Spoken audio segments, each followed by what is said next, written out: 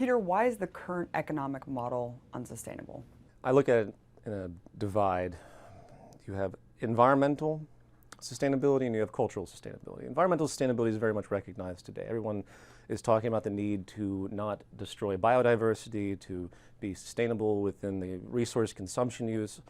Everyone loves to talk about the necessity for these things, but yet no one seems to break it down to think about what the root cause of all these problems are. There's a recent statistic that was put out, two of them actually, over the course of the past 3 years, one in association with the United Nations, that basically they said that after 10 years of trying to stop biodiversity loss, they've had absolutely no success. And I'm going to have this in a lecture I'm giving in a couple of days. They state that the reason that we can't do it is because all the money is going into industrial development and not into preservation. And this is a very red flag type of statement because of course nothing's going to go into preservation.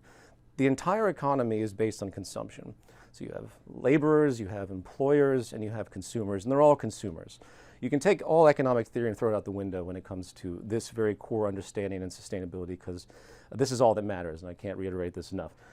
You have a machine of money that's circulating based on consumption.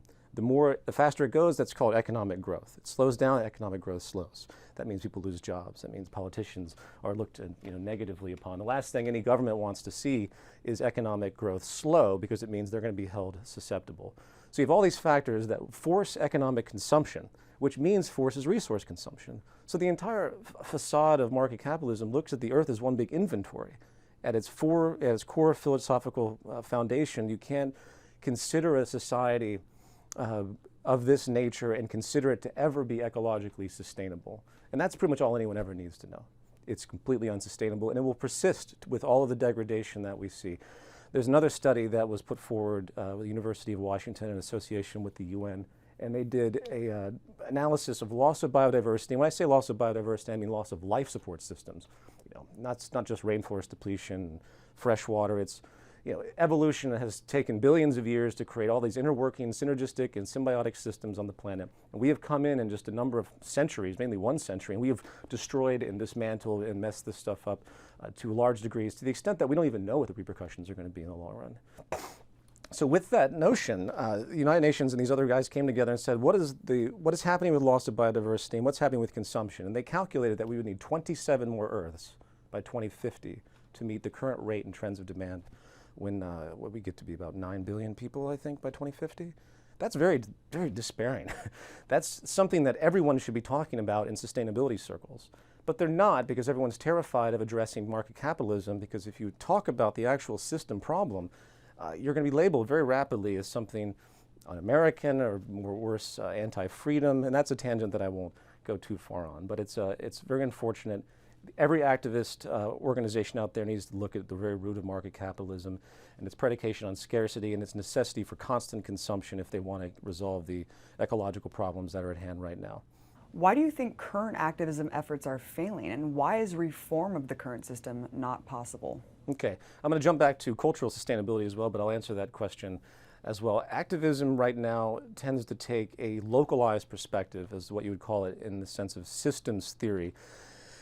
As human knowledge has evolved, we've become more aware of the fact that we're a part of larger and larger wholes. I mean, this is pretty much common sense, but you look at the core of history, everyone looked at acts of behavioral actions. They looked at any type of causal effect in a localized, reductionist way. And this still holds true with basic classical economics today as far as the way they perceive causality and incentive.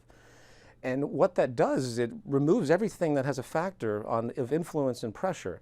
So if you take, say, Greenpeace, they are very diligent about stopping corporate corruption as they would perceive it, say, fishermen that go in and illegally overfish. But why are the fishermen overfishing? Is there maybe a market reason for that? Is there maybe a profit reason? Is there maybe a survival reason of why these people are doing that? That doesn't come into the equation. So the economic structure, which is the most dominant force of everything that we do in our society, is more or less ignored in its pressures amongst the entire spectrum of activism. Look at behavioral violence and, say, just crime in general.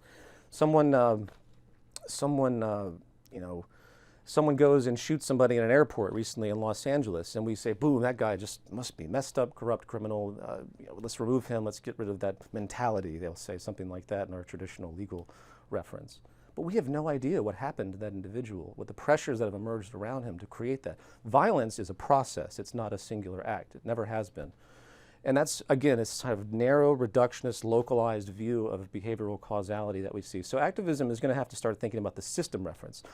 You can't look at the social system we have today, you can't look at economics or market capitalism specifically in the context of today in a reductionist view. You have to take a statistically broad view of what's actually happening, and then you'll get actually a clear picture. Otherwise, you're just going to keep chasing little nuances that don't lead anywhere. And that I could say a lot more about that. I mean, there's a whole subculture of people in the libertarian philosophy that see, they've created this boogeyman called the state. So they think, you know, if we just free the market and we don't have coercive policies, and they talk about, of course, moral principles, which is usually a waste of time. The non-aggression principle is something that comes up. Well, that's great, you know, thou shalt not kill either, but that doesn't seem to have done a whole lot just to tell people not to do that. There has to be a system reference. You can't have any behavior in a system that isn't reinforced by the system. You know what I mean? You can't have if it's not structurally reinforced, it doesn't matter what your moral codes are, people are going to continue to deviate towards what is working. And corruption and abuse and exploitation is what works in this model because it's based on that fundamental predication when you really break it down because of its underlying basis in scarcity, and I can't emphasize that enough. You talk about how the state exists now as merely a tool of the market. Can you break down the historical context of this relationship? Well, let's think about this. Neolithic revolution happened. We were all nomads wandering around with small tribes. And I'm sure there was some kind of regulatory tradition that occurred amongst any type of organized society, but it wasn't until we settled and we started to, you know, take land masses, have land masses near water sources, and we started to build, you know, civilization as we know it with centralized communities. With that, there's an inherent need for protection in a scarcity-driven world. You know, obviously, if you're a small society and you're next to a really nice freshwater pond and you're in a region that doesn't have many of those, other tribes are going to start to run out of water and there's going to be conflict. They might come in and take your stuff, as has, of course, happened over and over again, as, of course, happens right now in the world today as well when it comes to energy resources. But, so you have to have, some type of protection system. So what does that imply? It means that some type of power has to be allocated to some subgroup, some authority, and they are going to be given the right to have certain legislations put in place. They're going to be given the right to have control over others. Then you take the act of commerce, which has been around for thousands of years. This is one of the great failures of thought with free market theory and this sort of libertarian concept and the truncated frame of reference that they have. It's not that the market started with Adam Smith. The market's in its core philosophical basis of specialization and trade and handicraft and barter and using mediums of exchange. That's gone back thousands of years. So we have tons of history to reference about what this type of patterning does to behavior and what it requires in order to regulate it, because when you have a scarcity-driven system of commerce, you're going to have fraud. You're going to have corruption. You're going to have people that are going to, for their own necessity, it's not that they're bad, but they're put into a position of pressure because of their survival, and they're going to do things that aren't necessarily equal. They're not necessarily balanced. They're not necessarily honest, I should say. And with that inherent quality, you need regulation. So the state was there to say, okay, here's a platform of rules that you're going to have to kind of follow. You know, if this guy pulls this trick over here, this sleight of hand here, he's going to be punished by this policy and you're going to be rewarded this and that. Hence the nature of the legal system. That's the kernel of state regulation. Now, what's the great flaw with all this? In a monetary-driven culture, which is what this has all evolved into, what can money do? It can influence regulation. It can buy state power. It can morph itself directly into the edifice. And that's what the evolution has been. Mercantilism was sort of the reverse of this. Mercantilism was state monopoly-driven stuff, like kings, you know, monarchs. They send out their little pirate ships with protection, and they go and they steal spices and slaves, and they basically control everything from the top. Adam Smith came along and said, no, we don't like that. We're going to reverse the process. So we're going to say the market should be free, which in theory and poetry is great. But what happened? The corporate power, so I shouldn't say corporate because that's actually a modern concept, the business concept, the business enterprise, the business acumen comes forward and starts to inch its way back into the governmental apparatus, which it was always there to begin with, but it inches its way in a different form. So it swaps roles, basically. Instead of state control of business, now it's business control of the state. What was the Bush administration? Bush administration was representative power of the oil industry. What is the Obama administration? If you look at his actual active policies, he's representing the banking institution. the state has always been comprised, historically, one direction or another, of the larger order of business powers, because that's what the world's driven by. It's driven by business, right?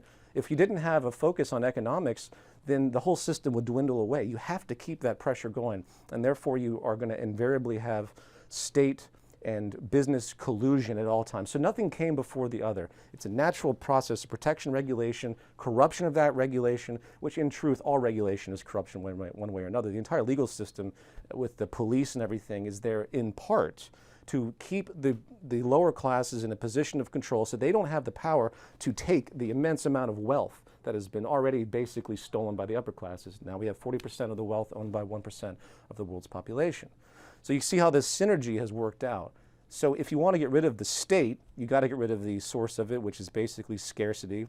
And then basically, if you want to get rid of scarcity in this modern world, you got to get rid of the market, because the market needs scarcity. And I describe this from a standpoint of post-scarcity, meaning I am aware of the statistics and the trends that we have now, that we can create a new social model, highly participatory, not central planning, not dictatorial, where you can create a new apparatus for social interfacing in commerce and exchange, not exchange per se, but in the creation of ideas and creating facilities to initiate ideas and bring goods into service and everything else without the use of money, and hence creating interest in abundance and post-scarcity. In other words, if you want to get rid of the state and this power consolidation process, you have to get rid of the market at this stage. Well, what's the train of thought that humanity needs to have to get on board with the social model that you propose? That's a long one. Basically, it's sort of what I just said. The term I like to use, coined by a great thinker of the 20th century, R. Buckminster Fuller, who did an enormous amount of research numerically on what could be done to create a post-scarcity world where you can take care of all of humanity. He coined the phrase ephemeralization, which is equivalent to what a lot of people in the technology community call Moore's Law, or this exponential increase in information technology.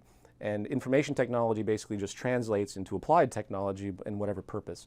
It means doing much more with less and less, and that's been the trend in every major industrial medium. Look at a satellite. A satellite is made of very lightweight, very actually non-rare materials, silicone and the like, and it might be complex in its design, it might be difficult to make to a certain effect, not as much anymore with mechanization, but this tiny little satellite floats through space and has so much more power than anything we could ever do with big arduous gauge copper wire, moving it around, trying to engage communication like that. So much more versatility, much less resources. The first computer was like tons. It filled up an entire room. I think it took an enormous amount of power per cycle. Now and it cost millions of dollars. Now our cell phone has chips in it that are more powerful, many times more powerful than this initial computer. This is the ongoing trend, and it's something that needs to be pushed forward. We need to push forward with this process instead of using, again, the market, which wants scarcity, which needs inefficiency. I can't emphasize that enough. People say, well, the market, if let's set free, for example, as a hypothetical, will create this type of abundance. No, it won't. If we actually didn't go a month without buying something, the whole economy would collapse. You have to have this constant turnover. So the pressure works against abundance and scarcity, which means it continues to perpetuate inequality as well, which is something I want to mention in this conversation regarding structural violence before we end. So I'll leave it at that for now. We can do more and more with less, but we have to actually engineer our society to facilitate that, to actually facilitate the interest to create an abundance, which is the exact opposite of what our system does right now. Elaborate more on the concept of structural violence. And that brings us back to the first question, which I call cultural sustainability, or the fact that our modern market economics, the economic system we have today, is culturally unsustainable because it perpetuates inequality by its very design. It's inherent and built in. To explain that, all you have to really do is think about the fundamental kind of predicated incentive structure. Again, you start with scarcity, and then you see that in a scarcity-based driven worldview, narrow self-interest will prevail. And that's nothing obscure. Adam Smith, in his epic Wealth of Nations, talks about self-interest constantly as a virtue. Fair enough. But if you have a self-interested worldview in a scarcity-driven society, you're going to lead to competitive behavior.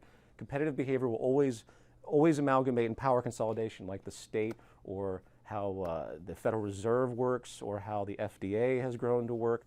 Again, massive collusion working for self-interest for small, isolated people. And that's just what the market is. I don't look at the Federal Reserve as some anomaly. I look at it exactly as what we would expect from this type of society. So if you have these pockets of consolidation, if you have this constant interest in competitive advantage, you're going to have constant wealth imbalance as an absolute mathematical result. You can talk about class war, which is an old term that's been used, in socialist rhetoric. In fact, the entire socialist outcry for the past couple of 100 years that led to the Bolshevik Revolution was basically entirely based on this class war awareness. So those that deny that today, which there are people, believe me, that deny that class war even exists. They think that all trade is voluntary. They think that there's no exploitation because everyone makes their own decisions in this hyper-reductionist free will notion, which is another tangent that I could go on when I get to structural violence. In fact, I should probably just jump into that right now. I think I've drilled in the fact that the system creates inequality. If you have inequality, you're going to have conflict, and you're also going to have this new phenomenon that hasn't been recognized in the past, and that's called psychosocial stress. And that's this relationship that, for example, I'll give you an example, there's absolute deprivation and relative deprivation. We don't understand what absolute deprivation means. It's obviously, if you're poor, you don't get your needs met, and you don't eat well, you might be susceptible to very toxic environments from your living conditions, et cetera. We understand that. Relative deprivation is actually much more insidious because it has to do with our social nature and the way we perceive ourselves in the social hierarchy. We are deeply social organisms. It's built right into our evolutionary psychology. And when we see other people that are doing better or have a higher class status, which is exactly what the economy creates with this wealth division that's inherent, it messes us up. It messes us up really badly. And this has been proven through a number of social research analysis and public health for the past, I'd say, 50 years. It's fairly new, though. And if you're, say for example, and I'll bring this to the class war concept. If I put a gun to someone's head and shoot somebody, it's an act of violence. Say they're 50 years old and the life expectancy is 84. That means 34 years have been taken from them in a broad, theoretical sense. However, if I take another person and I stick them in a poverty-stricken environment and they develop heart disease, which has been known to have an absolute direct link statistically to low socioeconomic status, which isn't actually absolute. It's actually these measurements have been done where if you're just in the existence of low socioeconomic status, absolute deprivation aside, the relative deprivation, the stress of that, the way you think about yourself has incredibly inhibiting effects on the way your body and your mind works. And you will develop high stress levels, you will develop cardiac problems, you'll develop heart disease problems very predictably in certain cases. And what if that person that has that heart disease dies at the age of 50 again, when they could have lived possibly to 84? Because they are in a position of poverty and low socioeconomic status, meaning, of course, that they don't have to be there. And this is the argument of the movement. There's no reason for anyone to be in poverty. There's no reason to have these massive wealth gaps. This is a traditional overflow. If it's not necessary, if it can be, it's like someone who's dying on the street of dehydration. You hold a bottle of water over their head. Is the fact that you don't give them that water, even though it has nothing to do with you, if you have plenty of access to water, is that an act of violence? Yes, it is. It's like someone polluting a pool of water, a water supply, and it goes in 15 years later, it goes to the town, and people get cancer. They don't know why they've gotten the cancer because they don't know the causality. But is that an act of violence if you did that? Of course it is. This is structural violence. And structural violence in the broad scheme, which has been through public health research, has killed more people than every dictator combined. It's killed more people than every war combined in the past 200 years since these studies became evident. Gandhi knew this immediately. He said, poverty is the worst form of violence. It's a great intuition. Martin Luther King talked about this all the time. Before his death, all he wanted to see was equal income. He said, let's stabilize. This is economic bigotry, basically. Economic bigotry built right into the social system because of market capitalism's inherent propensity to create inequality, which people love it if you believe in social Darwinism, because everyone walks around reinforced to think that they're better than everyone else because of all their property and status. It is one of the most caustic things you can possibly do to a society, is to generate inequality when it comes to public health. How can you get people past this blind spot and thinking that these unfortunate instances are just inevitable? I hope I explained fairly well that the scarcity-driven worldview, coupled with narrow self-interest, which always gravitates towards competitive advantage, will always push that forward. Every act of commerce is an act of competition in some way. If you take a job, I want to get the highest possible rate from my employer. He wants to get the lowest possible rate. I'm just, I'm just something else that he has to buy. If I engage in commerce, I want to pay, and that's why negotiation exists. The very term negotiation implies a type of conflict and warfare to get the lowest price for something that you want to buy. This kernel seed mentality of market competition is what has no equilibrium. It can't, because in part, you will always lead to power consolidations and advantage, as with the state or a mafia. That's probably the best word that I would use to describe what happens in this system. And again, I don't look at the mafia as something that is an amoral anomaly of this. I say that is exactly just a variation of everything that's happening. It only happens to exist outside of what we consider to be the frame of this playing field. If you look at I'll say it this way. If you look at microeconomic theory, like John Nash and the Nash equilibrium and all these guys that came forward in the 20th century that really investigated capitalism, they will use only one theory for their perspective. It's called game theory. And game theory is just that. If you're looking in a competitive environment, you're playing poker. You are going to win and some are going to lose. And within that climate, you can't have social equality. You can't have any type of equality, actually. Talk about where the Zeitgeist Movement is going from here and what the new book is all about. Sure. This text, The Zeitgeist Movement Defined, is going to be freely available. It should be out by the 1st of the year. It will be sold in print form at cost. We're only doing that. I prefer people to download it, put it on a tablet, of course, not waste trees. But most people still prefer to have a physical text. So it'll be on demand. And it's a nonprofit text written basically by the whole movement through a whole assessment of data. And the lecture team and myself have been compiling this for some time.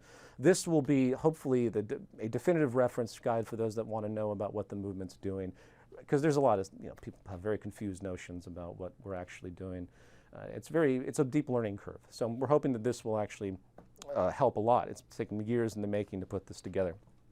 And I'm on my way to Berlin, as you mentioned, to give a lecture. I hate to say lecture, I don't know why I say it. I have to give a talk. It sounds so authoritative to say lecture. I just do that. I don't know why. When I was a kid, I used to go to lots of lectures, so it's drilled into my mind. But to give a talk on calculation in a new economic, post-scarcity, participatory economic model, which is what this is. And I don't want to delve into that because it's an enormous conversation, but what I will say is that there is a way, through modern technical means, to refocus society towards an abundance-producing interest, an incentive towards an abundance, to meet human needs directly, to get rid of social inequality, to make sure no one doesn't have a high quality of life in sustainability with the world around them, because that's the equation. Not, to aspire to a 500-room mansion with 2 jets parked in the front lawn, with the half of the continent of Africa as your backyard, isn't just some gratuitous act of greed, materialism. It's actually an act of violence. And it's time we realize that this has to be a shared planet. We can't have this ethic that we're just going to overrun people because we want the freedom to do so. And it's also going to show, and this is my biggest point, that when you have a social model that reinforces social and ecological interest, everything will change, and that's what our system doesn't do. In other words, self-interest, that driving little thing that we all have, and obviously when we're backed into a corner, we'll always predominantly be self-interested, built right into our evolutionary psychology. We're no good to anybody if we can't survive ourselves and maintain a decent living and the like. That will be combined explicitly with social interest. Every act of engagement in this new model benefits everyone. And the beauty of it, and also, but it takes the environment into direct account explicitly. And the beauty of that awareness is it really embodies a new incentive structure that can facilitate true cultural and environmental sustainability and actually generate a steady state relationship with the environment while also eliminating the caustic and destabilizing inequality that is continuing right now. It's a shock that we haven't had nuclear war on this planet. It's a shock that I'm not surprised anytime I see someone pull out a gun and just walk into some random building and shoot people. None of this stuff surprises me because the system is so caustic. It's so, there's a sickness bred into it that we have just accepted as normality. We already have mass starvation on this planet unnecessarily.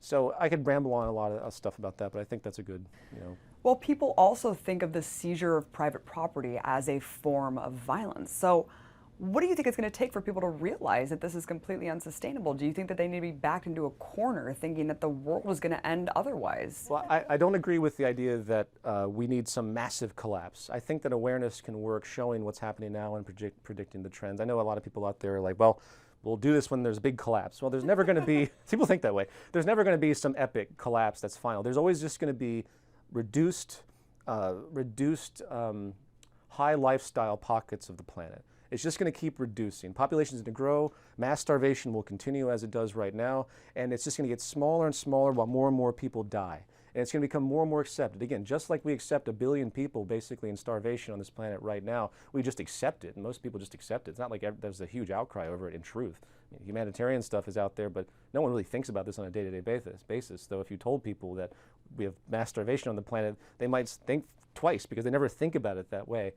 That will just increase. So an educational prerogative is imperative, and I do believe that once enough media is put out there, enough programs are put out there, such as the Global Redesign Institute concept that I've talked with you about before, which is a digital interface that will work to redesign the planet in a macroeconomic way to show how new efficiency arrangements, can be made to alleviate so many footprint pressures and to create a very fluid social organization. No more sitting in traffic, all the things that plague us on a daily basis that, again, we just accept as normality, to create true social sustainability and true ecological sustainability on that level. That project, coupled with programming projects to show how we will actually calculate society, which, again, is what I'm going to talk about in Berlin. I'm going to present an algorithm, a macroeconomic algorithm that goes through the sustainability protocols. And you can basically calculate, it's not too technical for people to understand. A program is nothing more than a set of instructions. And what we need to do is create an industrial system where we feed into it our interests. And this isn't science fiction, by the way. This is very easy to do. And then it does an evaluation of them based on efficiency protocols, which are tangibly, technically easy to just arrive at, and sustainability protocols. And once you do that, you have a filtration system that's monitoring the behavior of the society. It removes that opinion from society to a certain effect. Again, that's a larger conversation, but no one's going to just take people's property. No one, either people decide to do this or they don't. I'm not advocating that anyone push someone over and demand this society. I do think it will be a natural gravitation. I do think that when the poor, the 99% as Occupy would say, realize this possibility, the game's basically over. Because the 99% way outnumber the 1%. And those that have this hyper mentality for private property and their basic elitism that's reinforced by wealth and class division, they're going to realize eventually, I think, especially with the ecological problems on the horizon, that type of value system isn't going to work. Thanks so much for sitting down with me, Peter. It's always amazing to talk to you. Oh, thank you, Abby, for your time, and you're a beacon of hope with your show. It's one of the best shows on TV, and I hope it stays there.